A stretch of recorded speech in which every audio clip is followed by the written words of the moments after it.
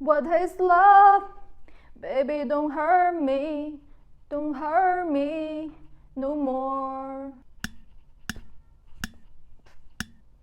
Why love so hurtful?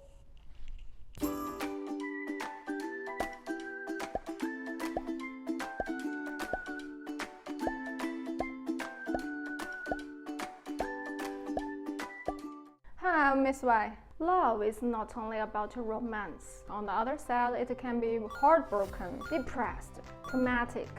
Even you will think, I will never love anyone again. In last video, we talked about the biochemicals behind why we love, dopamine and oxytocin. And we love each other through the process of lust, attraction, attachment, 3 phases. By following the structure in this video, we are going to talk about the dark side of love. Okay, welcome dopamine first. Dopamine plays a vital role in feedback loop, the brain reward system. During romantic love, and the positive response from the other will increase the release of dopamine in our brains, which bring us pleasure and happiness. Over time, you have been addicted to these feelings, or the person and the relationship. Such attachment is very similar with our general daily addiction, say alcohol, smoking, drugs, saying, sports, gaming. Scientists have studied a lot on how addictions works in our brain. Whatever we rely on, some food, some persons, and other things we love, the same zone in our brain will light up. But on the other hand, if you go through struggles in love, the release of dopamine will go through something like a roller coaster. As Helen Fisher says, if an expected reward is delayed in coming, however, these dopamine-producing neurons prolong their activities, increasing brain levels of this neurostimulant. And a very high level of dopamine are associated with intensive emotions and goal-directed behaviors, as well as anxiety and fear. And sometimes the romantic rift can cause the abundance of partner to be panic. If you experience breakup, the feel of romantic love, the dopamine, may experience suddenly pause or auto-production. See, the process can be very painful because something wonderful increases constant in the first phase, and then slump. And after you realize your love gone, never will it come back again.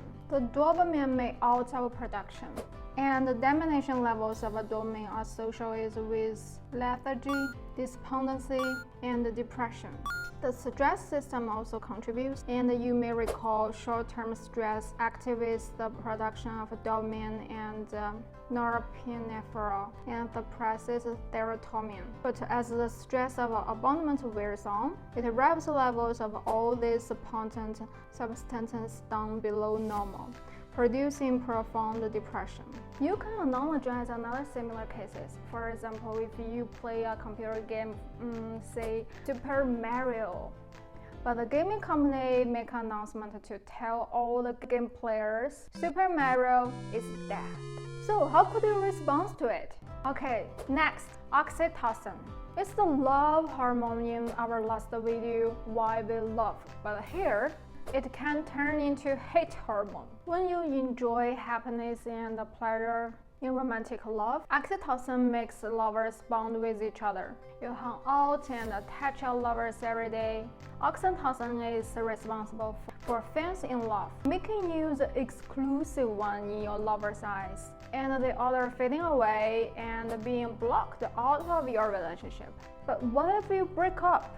Unfortunately, according to a paper on natural neuroscience, by understanding the oxytocin system's role in triggering and reducing anxiety, depending on the social context, we can optimize oxytocin treatments that improve well-being instead of triggering negative reactions, said the author Janina Ludovic. According to their experiments with mice, oxytocin is essential for strengthening the memories of negative social reactions. 2. Oxytocin increases fear and anxieties in future stressful situations. See, this is why the wonderful memories about your dates, trip, after going through breakup. They all turn to incredible pain in your memory and in your heart that hardly could be touched. You may stuck in this relationship and hardly to move on to start a new one. This is why people always say the deeper the love, the deeper the pain.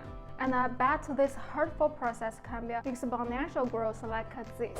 First day, okay, I break up. We just rest in peace.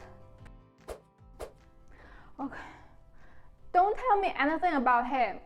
All the beautiful memories gone. Why I'm still so heartbroken? I can't survive it.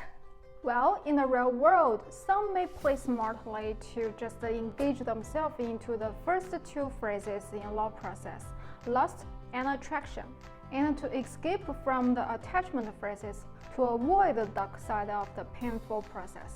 But does it work scientifically? Sadly, no. Scientists find once the sexual reaction aroused, our brain will lose critical thinking, self-consciousness, and rational behavior. So during this process, you might do something grateful or hurtful later on you. See, objectively, the core in love includes the painful part. What? You have already managed to only enjoy love? Congratulations! Give me a sum up. Also, scientists like Helen Fisher finds that men and women tend to handle love sadness differently. Men are often more dependent on their romantic partners, probably because men as a result have fewer ties to relatives and friends. Perhaps because of this, men are more likely to turn to alcohol, drugs, and reckless driving than to their bodies when they disappear over a rejecting mate. Women often suffer differently. In cultures around the world, women are twice likely as men to experience major depression. A common reason is abandonment by a lover. And in the studies of romantic rejection, women report more severe feelings of depression, particularly hopelessness. Can't we avoid nor rescue ourselves from the dark side of love? Well, let's change the angle to look at it. Here I highly recommend philosopher Alain de Botton. He criticized on romanticism, which have shaped our ideologies of love since the 18th century, by popular literature and art. Anyway, I think this is another very important reason, to make all kinds of love crashes in our daily life. We are educated to believe that 1. Sexual love and spiritual love correlate with each other. 2. We are supposed to have our soulmates. 3. The soulmates understand us and won't change us. True love means absolute honesty. But when you put on your feet on the ground in a real world, you may find all this are too romantic. You may feel hurtful when your lover complains you're chewing noise at the dinner. You may feel doubtful on your love if your lover failed to read your mind on your silent face. So in Alain's view, it's the romanticism that have shaped us as a crazy and dangerous creature.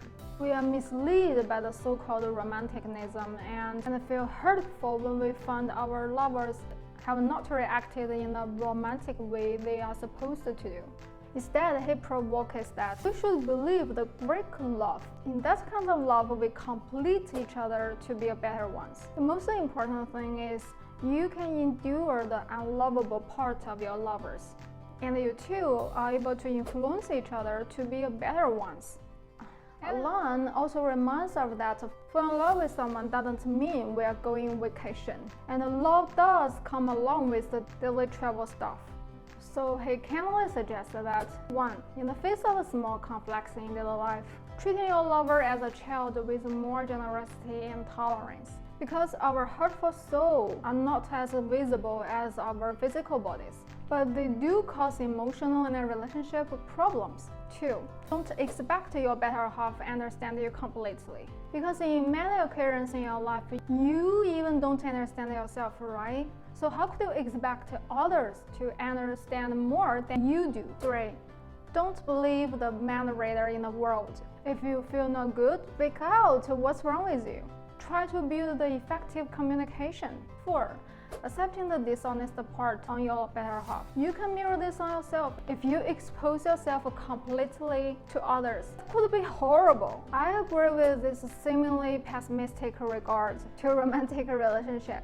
It gives us an optimistic precaution. We face the inevitable hurt and pain in love. The optimistic precaution is not to believe the absolute romantics. We have been brainwashed, nor block us completely from falling in love with someone. It's the magical self-recovery treatment, the ability to love yourself first.